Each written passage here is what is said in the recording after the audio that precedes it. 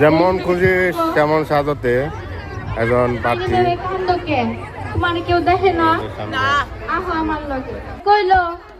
এইখানে থাকো তোমার কোনো কষ্ট হইব না পথে পথে ঘুরন লাগবো না আমি কইলাম আচ্ছা ঠিক আছে দেখলাম তো অসহায় মানুষ এত অসহায় মা বাবাকে দেখে আর কান্দ না হয় না মেলা দিন পরে সবাই কইল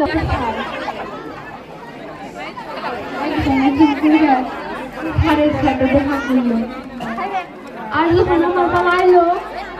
তখন কি জানেন জানেন কি হইলো আর আমার মুখ আর আমার খালের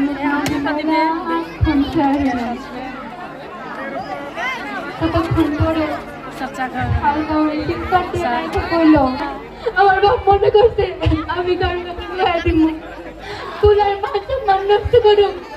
না না না আমি করুম না আমার হাকিমের আমি শুরু করুম না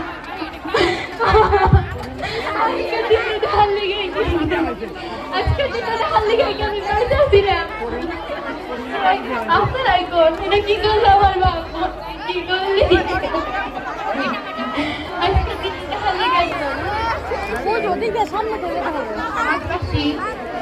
আপনাদের কাছে অনুরোধ